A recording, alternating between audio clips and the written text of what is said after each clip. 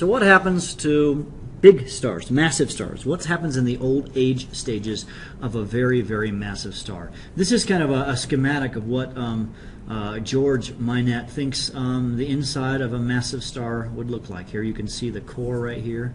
All right, you can't really see the colors, can you? Here you can see the core. Let me get the better colors.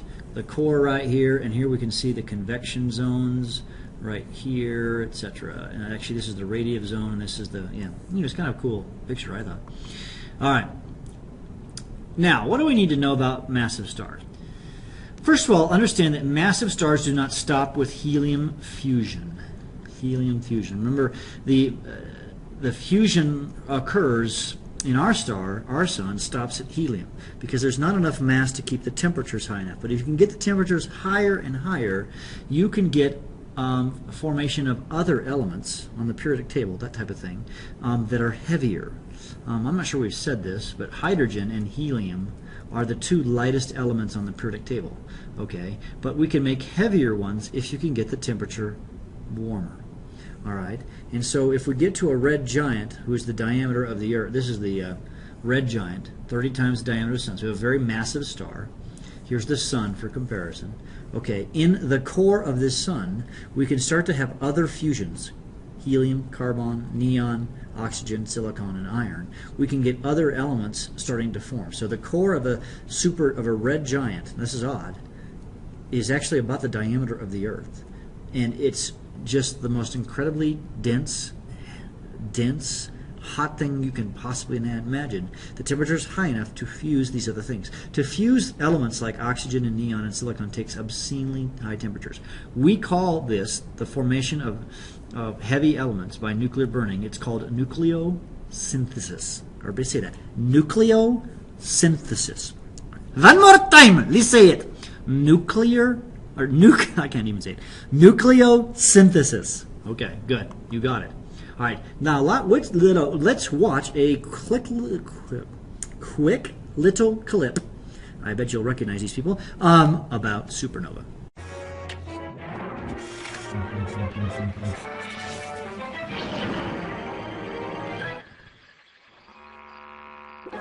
According to my research, that tiny star out there is actually a red supergiant, 100 times bigger than our sun.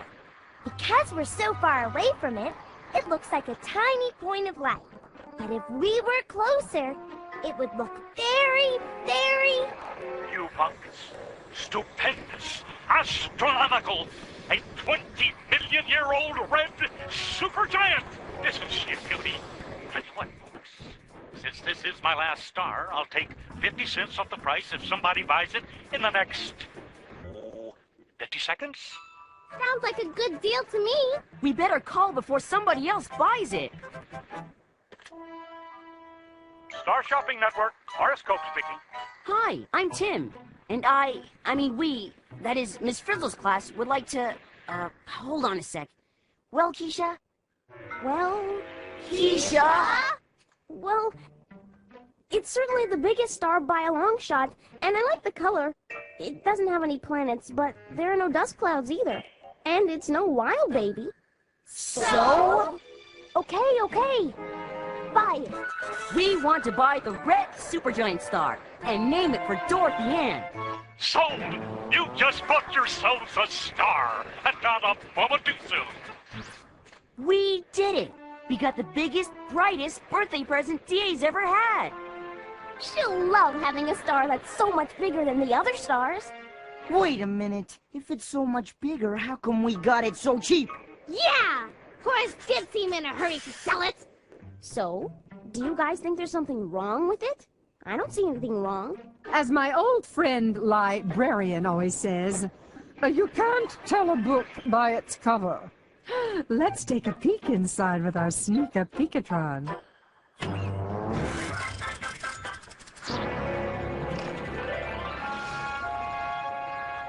Watch this. Amazing! We can actually see inside the star. Is it just me, or are the insides of our star shrinking? Not shrinking, Ralphie, collapsing. Oh no! The star's insides are getting squeezed together! Does it matter what's going on inside? It was shining just fine on the outside, and that's all the eye will see. Core explosion imminent. 3, 2, 1.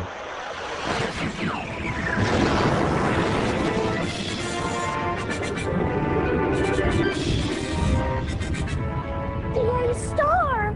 It's gone! Our big, beautiful star just exploded into smithereens! That was pretty cool, wasn't it? All right. You know, old kids things. All right. So core collapse of massive stars. All right, so what's going on here? The inability of iron.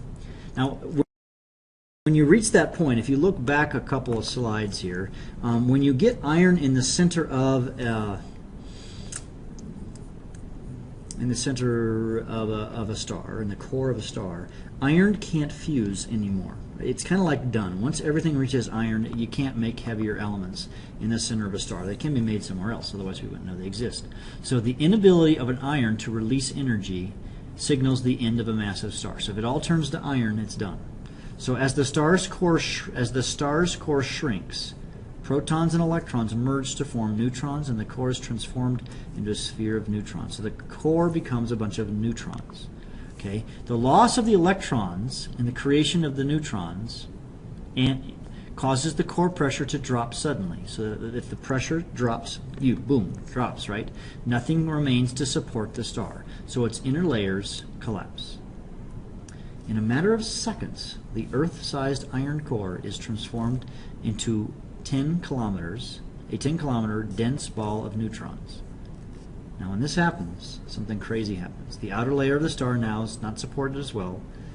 It collapses, heats to billions of degrees, not millions, and they slam into the neutron core. Okay? And then what do we get? We get the supernova, which we saw the clip of. It's just unbelievable. The gas pressure surges and thrusts the outer layers back, and we get a supernova. Here's some pictures of a supernova. Okay? Okay, elements are synthesized by nuclear burning, are mixed with the outer layers.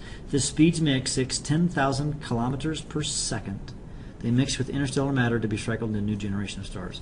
These are the most exciting things in astronomy. There's a supernova explosion. There's been several that we've seen in the last number of hundreds of years, and we see these stars, they become so bright. In a few minutes, more energy is released than during the entire lifetime of that sun. That sun has been burning. I mean, imagine our sun. It will never be a supernova, by the way. It gets too small. It has to be a big, massive star. But imagine our sun, all the energy it's created for all of its life. All of a sudden, in a few minutes, more than that energy is released. That's how much energy gets released.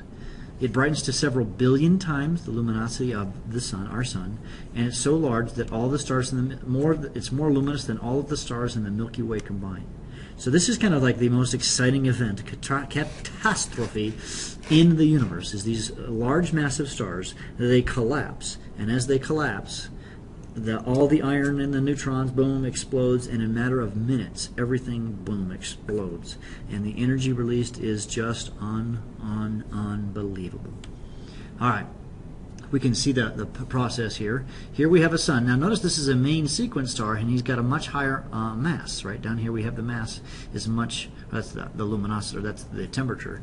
But anyways, this would be a high massive star. High massive stars are up here on the Hertz progressor diagram. And boom, we get to helium burning in the core. He then turns into a red supergiant, but he's a red supergiant with a lot more mass. Okay. He then loses some temperature over time. Right. This is temperature.